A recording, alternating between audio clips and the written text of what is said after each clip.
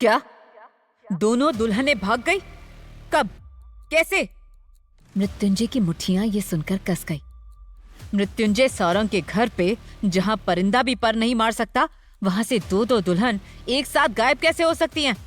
तुम लोगों के होते हुए ऐसा कैसे हो सकता है? गुस्से में मृत्युंजय ने उस बॉडीगार्ड को धक्का दे दिया और घर के अंदर जाने लगा। तभी उसके सामने सीएम साहब आकर खड़े हो गए। सारंग कोऑपरेशन के होने वाले सीईओ को शादी की बहुत बहुत मुबारकबाद। वैसे सजावट बहुत खूबसूरत लग रही है। वाकई इस शादी के चर्चे तो आने वाले कई सालों तक पूरे शहर में होते रहेंगे। अचानक सीएम को सामने देख मृत्युंजय थोड़ा सकपका गया, लेकिन कुछ ही पल में उसने खुद पर काबू कर लिया और उसी घमंड और रौब से जवाब दिया। होनी भी चाहिए सीएम साहब। सबको पता चले कि मृत्युंजय सारंग का स्टेटस क्या है। वैसे भी ये किसी मामूली इंसान की शादी नहीं है। मृत्युंजय सारंग और उसकी इकलौती बहन मीरा सारंग की शादी है। सारंग परिवार की इज्जत का सवाल है, तो तैयारी बेहतर से बेहतरीन होनी ही थी। सीएम साहब मृत्युंजय को बधाई देकर वहां से दूसरे गेट की ओर चले गए। मृत्युंजय के चेहरे का घमंड भी कुछ ही पल में गायब हो गया। वो उस आदमी के पीछे पीछे सारंग विला के अंदर चला आया। जब तक मृत्युंजय सीएम के साथ था, उसने एक पल भी अपने चेहरे से ये जाहिर नहीं होने दिया कि वहाँ कोई प्रॉब्लम थी, जबकि इस शादी से तो दोनों दुल्हनें ही गायब थी।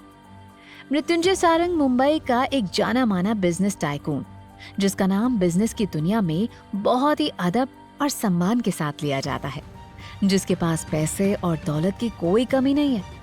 कमी है तो प्यार, अपनेपन और भरोसे की, जिसकी शायद मृत्युंजय को जरूरत ही नहीं।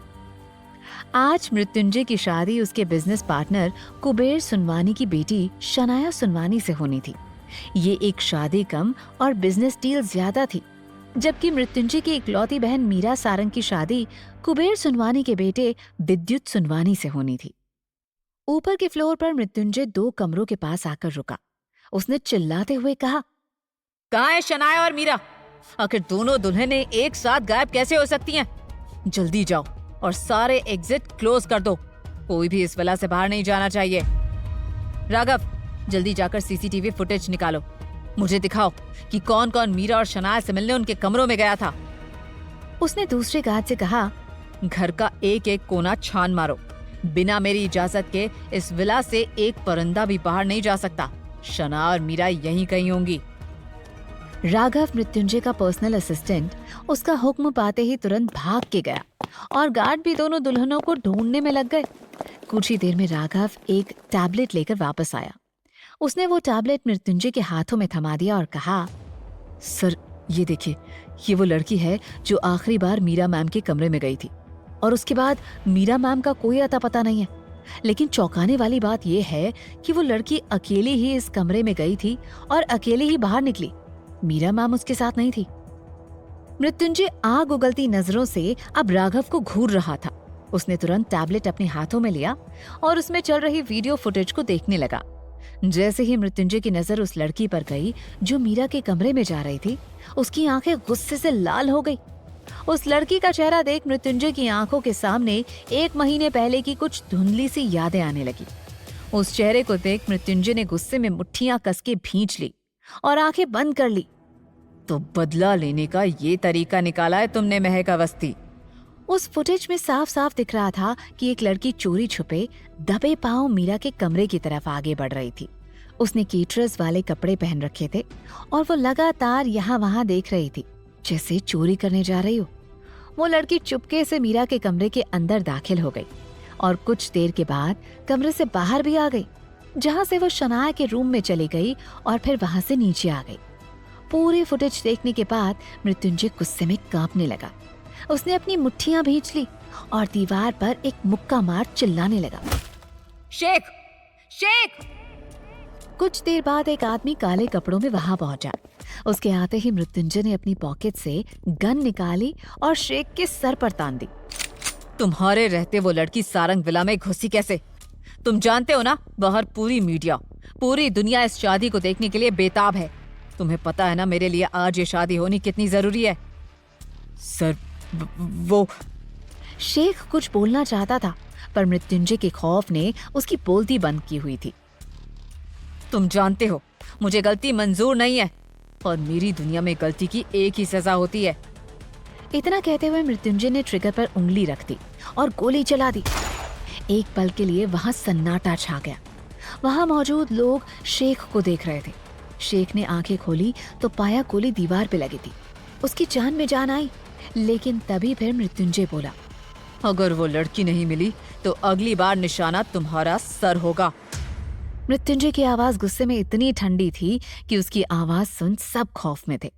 शेख तुरंत सर झुकाकर वहां से निकल गया।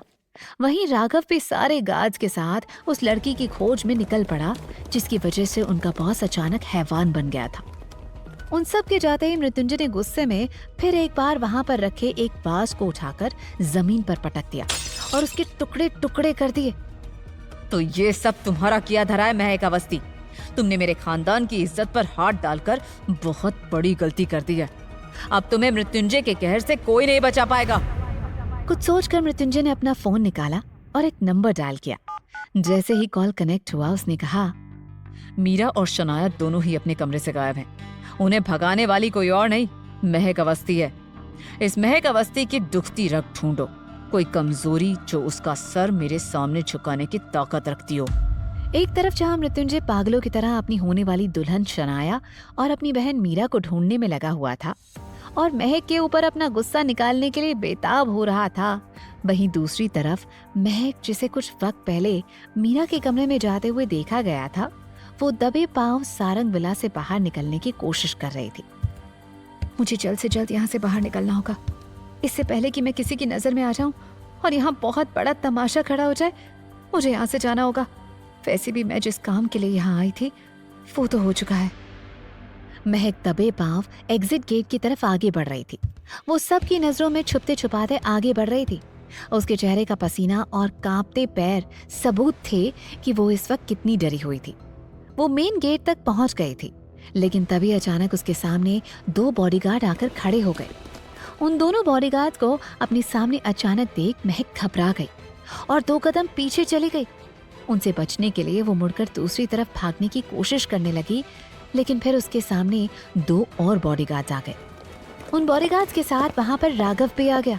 उनमें से एक बॉडीगार्ड ने मौका पाते ही महक के सर पर काले रंग का कपड़ा डाल दिया और वो लोग महक को जबरदस्ती उठाकर वहां से ले गए। दूसरी तरफ शादी की सारी तैयारियां हो चुकी थी। पंडित जी ने शादी की रस्में शुरू करने के लिए दोनों दुल्हनों को शादी के मंडप का बुलावा भेज दिया था। जब कुछ लड़कियां शनाया और मीरा को लेने के लिए ऊपर आई, तब मृत्युंजय को वहां पाकर सब डर के मारे वहीं खड़ी हो गई। मृत्युंजय का ऑरा ही कुछ ऐसा था, कोई भी उसके सामने बोलने की हिम्मत नहीं रखता था। ना ही मृत्युंजय के परिवार वाले, ना ही उसके माँ बाप खुद कभी मृत्युंजय के खिलाफ आवाज उठाते थे। उन सभी लड़कियों को वहां देख मृत्युंजय ने उन्हें एक नजर देखा। उनमें से एक लड़की ने आगे आकर कहा, वो दुल्हनों को नीचे मंडप में बुलाया है। मृत्युंजय ने अपने चेहरे पर ऐसे एक्सप्रेशन दिखाए जैसे कुछ हुआ ही नहीं था। उसने बड़े ही आराम से उन लड़कियों से कहा, मीरा की तबीयत अचानक खराब हो गई है, इसलिए आज मीरा की शादी नहीं हो पाएगी। और शनाया। मृत्युंजय आगे कुछ भी कहने से हिचकिचा रहा था। उसके मन में अजीब सी कश्मकश चल रही थी। आज किसी भी सूरत में मेरी शादी होनी जरूरी है। अगर दादाजी को पता चला कि आज मेरी शादी नहीं हुई तो सारंग कोऑपरेशन के सीईओ की कुर्सी मेरे हाथों से चली जाएगी। नहीं नहीं नहीं नहीं, मैं एक मामूली लड़की की वजह से अपने इतने सालों की मेहनत पे पानी नहीं भरने दे सकता। वो लड़कियां अभी भी वहीं खड़ी मृत्युंजय के जवाब का इंतजार कर रही थी। तभी कुछ सोचकर आखिरकार मृत्युंजय ने कहा, शनाया को मैं खुद लेकर आता हूँ, तुम लोग जा सकती हो। मृत्युंजय से जवाब मिलने के बाद वो लड़कियां एक पल भी वहां नहीं रुकी और चुपचाप वहां से नीचे आ गई। उनके जाते ही मृत्युंजय का फोन बजा। फोन की स्क्रीन पर राघव का नाम देख वो मुस्कुराने लगा। मृत्युंजय ने फोन उठाया तो दूसरी तरफ से राघव ने उसे कुछ कहा। मृत्युंजय ने जवाब में कहा, ठीक है, मैं पहुंच रहा हूँ। मृत्युंजय के चेहरे पर जानलेवा मुस्कुराहट आ गई और वो खुद से ही बोल पड़ा, अब मैं तुम्हें बताऊंगा कि बदला कैसे लिया जाता है महक अवस्थी। आज तक तुमने सिर्फ मृत्युंजय सारंग का गुस्सा देखा है, अब उसकी नफरत की आग देखोगी। मृत्युंजय तेज कदमों से वहां से निकल गया। कुछ देर में मृत्युंजय अपने घर के तहखाने में बनी स्टोर रूम में पहुंच गया, जहां महक को जबरदस्ती एक कुर्सी पर बिठाया गया था और उसके चेहरे पर काले रंग का कपड़ा बांध दिया गया था। मृत्युंजय जाकर महक के सामने वाली कुर्सी पर बैठ गया। उसने खींचकर वो कपड़ा महक के चेहरे से हटा दिया। महक के बाल खराब हो चुके थे, उसके कपड़े भी यहाँ वहां से काफी बिगड़ चुके थे। ऐसे में अचानक से कपड़ा खींची जाने पर महक बहुत ज्यादा डर गई। जैसे ही महक ने आंखें खोली, अपने सामने मृत्युंजय को पाकर वो घबरा गई। उसके माथे से पसीना छूटने लगा। उसे इस हालत में देख मृत्युंजय ने मुस्कुरा कर कहा, तुम्हें क्या लगा था तुम्हारे जैसी 2 कौड़ी की मामूली लड़की मेरे घर आकर मेरी बहन और मेरी होने वाली दुल्हन को भगाएगी और मुझे पता भी नहीं चलेगा? तुम्हें क्या लगा था ये सब करके तुम अपने इरादों में कामयाब हो जाओगी? तुम जानती नहीं हो कि तुमने किससे दुश्मनी मोल ली है। मैं मृत्युंजय हूं, मृत्युंजय सारंग। अब देखना, मैं तुम्हें तुम्हारे इस गुनाह की ऐसी सजा दूंगा जिससे तुम्हारी रूह कांप जाएगी। महक को कुछ समझ नहीं आ रहा था। ये आप क्या कह रहे हैं? आखिर मैंने किया क्या है? आप मुझसे इस तरह से बात क्यों कर रहे हैं? और आप कौन से इरादों की बात कर रहे हैं? मुझे कुछ समझ नहीं आ रहा। महक की बातों पर मृत्युंजय को गुस्सा आ गया। उसने महक का जबड़ा बहुत कसकर पकड़ लिया, जिससे महक को दर्द होने लगा। मेरे सामने भोली बनने का नाटक मत करो। मैंने सब देख लिया है। तुमने मीरा को यहाँ से भगाया है ताकि तुम मुझे नीचा दिखा सको। 1 महीने पहले जो कुछ भी हुआ उसका बदला ले सको। यही सोचकर आज तुम यहाँ आई थी ना? इसीलिए तुम ठीक शादी के कुछ वक्त पहले मीरा के कमरे में गई थी ना? क्या मीरा अपने कमरे में नहीं है? मीरा कहाँ चली गई? मुझे सच में इस बारे में कुछ नहीं पता। मैं तो बस वहाँ उस कमरे में। महक ने इतना ही कहा था कि मृत्युंजय ने गुस्से में उसकी बात बीच में काट दी और एक हाथ से उसका गला दबाते हुए बोला, बहुत हो गया तुम्हारा नाटक। अब मैं तुम्हारी बकवास 1 मिनट और नहीं सुनने वाला। क्या हुआ क्या नहीं हुआ उससे अब मुझे कोई फर्क नहीं पड़ता। फिलहाल अगर मुझे कुछ चाहिए तो वो है अपने परिवार की इज्जत, जिसे मैं तुम जैसी मामूली लड़की के लिए नहीं गवा सकता। मृत्युंजय ने एक हाथ आगे किया तो राघव ने उसके हाथों में शादी का जोड़ा थमा दिया। मृत्युंजय ने वो कपड़े महक के मुंह पर फेंकते हुए कहा, गलती तुमने की है तो सजा भी तुम्हें ही भुगतनी होगी। तुमने मीरा और शनाया दोनों को भगाया है, तो अब इसकी भरपाई तुम्हें खुद करनी होगी। मृत्युंजय के चेहरे पर शातिर मुस्कुराहट थी। उसने महक का मुंह दबोच लिया और उसके चेहरे के काफी करीब आकर बोला, 10 मिनट। तुम्हारे पास सिर्फ 10 मिनट है। इस दुल्हन के जोड़े को पहनकर तैयार हो जाओ और शादी के मंडप में पहुंच जाओ, वरना मैं वो करूंगा जो तुमने अपने बुरे से बुरे सपने में भी नहीं सोचा होगा। मृत्युंजय उठकर वहां से जा रहा था, तभी महक ने फिर कहा, आप पागल हो गए हैं क्या? ऐसे कैसे मैं आपसे शादी कर लूं? और जो भी हुआ उसमें मेरी कोई गलती नहीं है। मैंने नहीं भगाया आपकी बहन या बीवी को। मैं तो सिर्फ वहाँ। महक अपनी बात पूरी कर पाती उससे पहले ही मृत्युंजय मुड़ा और उसने महक के बालों को मुट्ठी में कसकर पकड़ते हुए उसका चेहरा ऊपर कर दिया। मैंने कहा ना, क्या हुआ क्या नहीं हुआ उससे मुझे कोई फर्क नहीं पड़ता। फिलहाल तुम चुपचाप इन कपड़ों को पहन लो, वरना मुझे खुद तुम्हें ये कपड़े पहनाने होंगे, जो शायद तुम्हें अच्छा ना लगे। मेरे लिए आज के आज ये शादी होनी बहुत जरूरी है। जो प्रॉब्लम तुमने क्रिएट की है अब उसे तुम ही सुलझाओगी। 10 मिनट है तुम्हारे पास। अगर उससे 1 मिनट भी ऊपर हुआ तो याद रखना, ये कपड़े मैं खुद तुम्हें पहनाऊंगा और उतारूंगा भी। महक की आंखों में अब तक आंसू उतर आए थे। उसने आखिरी बार मृत्युंजय को समझाने की कोशिश की, आप मेरी बात मान क्यों नहीं रहे? मैंने कुछ नहीं किया। मैं तो बस वहाँ खाना देने गई थी। उसके बाद क्या हुआ कैसे हुआ मुझे कुछ नहीं पता। मेरा यकीन कीजिए। महक का रोना मृत्युंजय का गुस्सा बढ़ा रहा था। अच्छा, खाना देने गई थी, लेकिन एक बात बताओ, खाना देने चोरों की तरह कौन जाता है? महक कुछ कहती उससे पहले ही मृत्युंजय ने अपना फैसला सुना दिया। मुझे तुम्हारी झूठी कहानियां सुनने में कोई दिलचस्पी नहीं है। ये सब तुमने जानबूझकर मुझसे बदला लेने के लिए किया है। 1 महीने पहले जो कुछ हुआ उसमें गलती तुम्हारी थी और आज भी तुम ही गलत हो। मृत्युंजय ने फिर से शादी के जोड़े की तरफ इशारा करते हुए कहा, 10 मिनट, सिर्फ 10 मिनट। मृत्युंजय शादी का जोड़ा रखकर वहां से जा रहा था, तभी महक ने चिल्लाकर कहा, आप मेरे साथ ये जबरदस्ती नहीं कर सकते मिस्टर सारंग। शादी आपके लिए मजाक होगी, लेकिन मेरे लिए नहीं। मैं आपसे शादी नहीं करूंगी, कभी नहीं। महक को लगा था कि उसकी इस बात से मृत्युंजय को गुस्सा आएगा, लेकिन उससे बिल्कुल विपरीत मृत्युंजय जोर जोर से हंसने लगा। उसने राघव की तरफ इशारा किया, जिसके बाद राघव और सारे बॉडीगार्ड्स वहां से बाहर निकल गए।